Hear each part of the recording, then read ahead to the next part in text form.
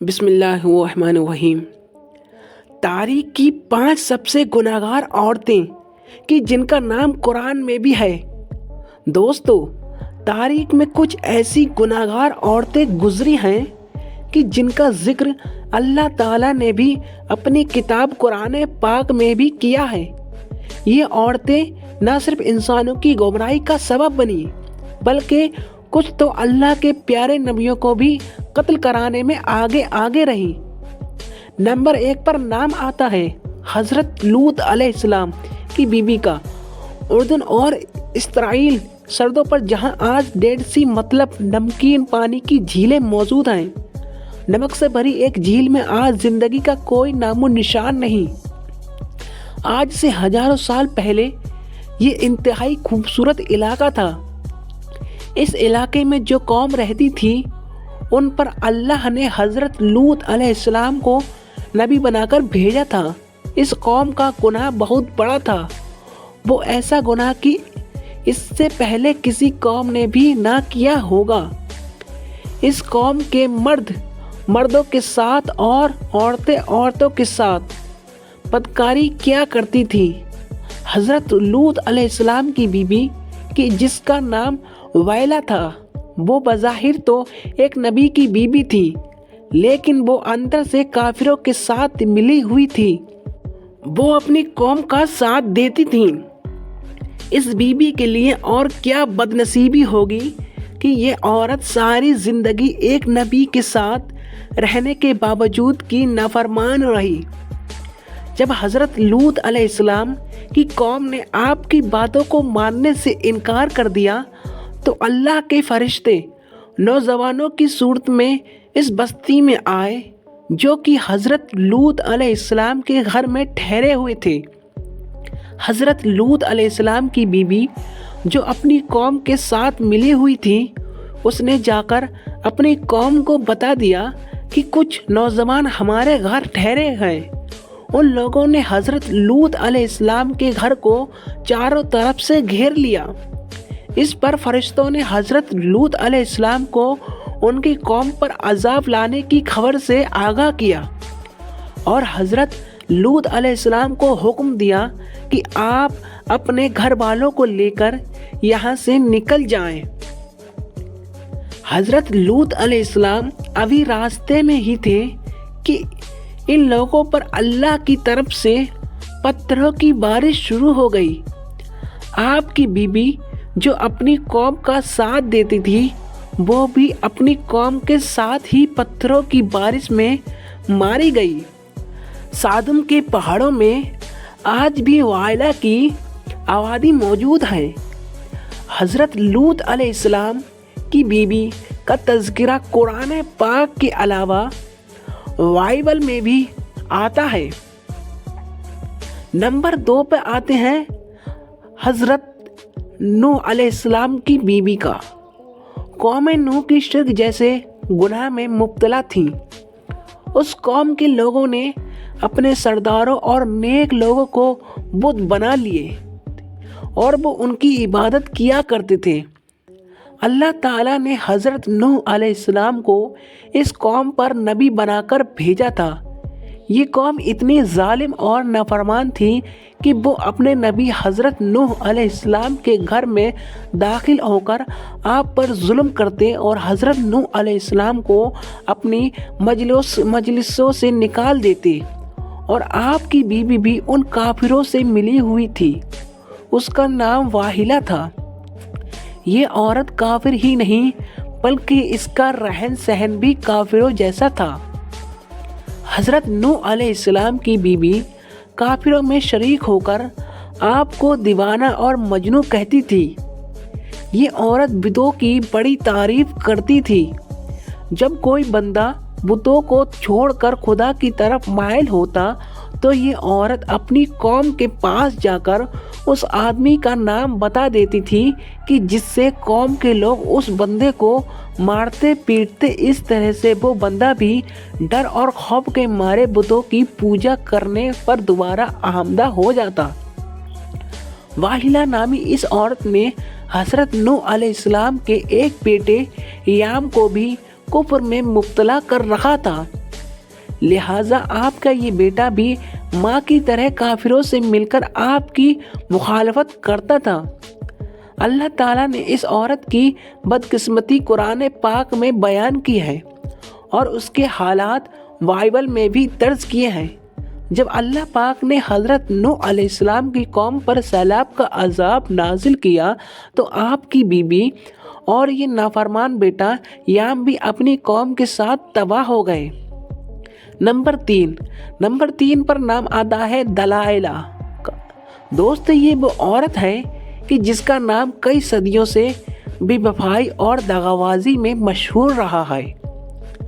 دلائلہ کا ذکر قرآن پاک اور وبائل میں بھی پڑھنے کو ملتا ہے۔ واقعہ کچھ یوں ہے کہ حضرت موسیٰ علیہ السلام کی وفات کے بعد بنی اسرائیل کی قوم عمالقہ کی محکوم بن چکی تھی۔ وہ اللہ تعالیٰ نے اس قوم میں ایک بہت ہی طاقتور لڑکے کو پیدا کیا جس کا نام سیمسن تھا۔ سیمسن اس قدر طاقتور تھا کہ وہ اکیلا ہی ہزاروں لوگوں کو مقابلہ کر لیتا تھا۔ قوم بنی اسرائیل نے اس بندے کی صلاحیت اور بہادری دیکھتے ہوئے سیمسن کو اپنے قاضی کے عہدے دے دیے تھے۔ بنی اسرائیل سیمسن کی طاقت کے ذریعے قوم عمالقہ پر فتح حاصل کرنے کی کوشش میں لگے گئے۔ دوسری طرف قوم عمالقہ سیمسن کی طاقت کا راز جاننا چاہتی تھی، اس لیے انہوں نے اپنی قوم کی ایک لڑکی کی جس کا نام دلائلہ تھا، اس کو سیمسن کی بہادری اور اس کی صلاحیت کا راز جاننے کے لیے سیمسن کے پاس بھیجا۔ سیمسن اس لڑکی کو دیکھ کر پاگل ہو گیا اور اس کی محبت میں دیوانہ ہو گیا۔ اس نے اس لڑکی کو اپنی صلاحیت کا راز بتا دیا۔ سیمسن کہنے لگا کہ اس کی طاقت کا راز اس کے لمبے بال ہیں۔ ایک دن موقع پاتے ہی دلائلہ نے سیمسن کے لمبے بال کاٹ دیے۔ اسی رات میں قوم عمالقہ نے بھی سیمسن پر حملہ کیا اور اس کو گرفتار کر لیا۔ پھر ایک دن قوم عمالقہ سیمسن کو گرفتار کر کے جشن منا رہی تھی تو سیمسن نے اللہ تعالیٰ پاک سے دعا کی، اے اللہ مجھے معاف کر دے۔ اللہ تعالیٰ نے سیمسن کی دعا قبول کرتے ہوئے اس کی تمام طاقت واپس کر دی۔ طاقت واپس آتے ہی جس ستون کے ساتھ سیمسن کو باندھا گیا تھا، جس سیمسن نے اس ستون کو زور سے کھینچا تو سارا کا سارا محل زمین پر گر گیا، جس کے نتیجے میں دلائلہ اور قوم عمالقہ کے بے شمار لوگ موت کے گھاٹ اتر گئے۔ نمبر 4 پر نام آتا ہے جیزبل، لبنان کے بادشاہ کی بت پرست بیٹی کا۔ اس کی شادی بنی اسرائیل کے بادشاہ اخیب سے ہوئی تھی۔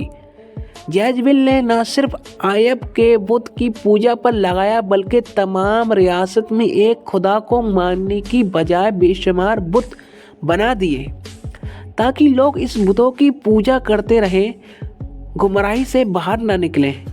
ایک دن قوم کے ایک نیک بندے حضرت یرمیہ علیہ السلام نے جیزبل اور اس کے شوہر کو کہا کہ تم سب لوگ بتوں کی پوجا کرنے کے بجائے ایک خدا کی عبادت کیا کرو، اسی میں تمہاری بھلائی ہے۔ اس ظالم عورت نے حضرت یرمیہ علیہ السلام پر خنجر سے وار کیا کہ جس سے وہ وہیں پر شہید ہو گئے۔ شہید ہوتے ہوتے حضرت یرمیہ علیہ السلام نے اس عورت کو بددعا دی کہ اے عورت، بہت جلد ہی تیرے خوبصورت بدن کو کتے نوچ نوچ کر کھائیں گے۔ اس کے بعد اللہ تعالیٰ نے اس قوم پر حضرت الیاس علیہ السلام کو بھیجا۔ ان کے آنے کے بعد یہ عورت ایمان لانے سے بجائے آپ کو بھی مارنے کے لیے تیار ہو چکی تھی، لیکن ایک دن اچانک اس عورت کو حضرت یرمیہ علیہ السلام کی بددعا رنگ آ گئی۔ ملک اسرائیل پر رشدوں کی قبائل حواشیوں نے حملہ کر دیا۔ ان لوگوں نے ملکہ جیزبل کو زخمی حالت میں سڑک پر پھینک دیا، یہاں تک کہ بہت ہی سے جنگلی کتے جیزبل کے ارد گرد جمع ہو گئے۔ کتوں نے اس لاش کو نوچ نوچ کر کھایا۔ نمبر 5 پر نام آتا ہے عطالیہ کا۔ حضرت الیاس علیہ السلام کے دور سے تعلق رکھنے والی جیزبیل نامی ملکہ کی بیٹی تھی۔ اس کا نام عطالیہ تھا۔ یہ لڑکی بھی اپنی ماں کی طرح بہت ہی حسین و جمیل تھی۔ یہ بھی کافر تھی۔ اس کی شادی یہودا کے بادشاہ یہورام سے ہوئی تھی۔ اس قوم میں بھی ہر جگہ بتوں کی عبادت ہونے لگی تھی۔ کچھ دنوں بعد اس قوم پر بھی وحشی لوگوں نے حملہ کیا۔ وحشیوں نے یہورام کو بھی قتل کیا، لیکن اس شہر کا بادشاہ ایک غار میں چھپ گیا، جس کی وجہ سے اس غار میں ہی اس بادشاہ کی موت ہو گئی۔ وحشی لوگ ملکہ عطالیہ کو اپنے ساتھ لے گئے۔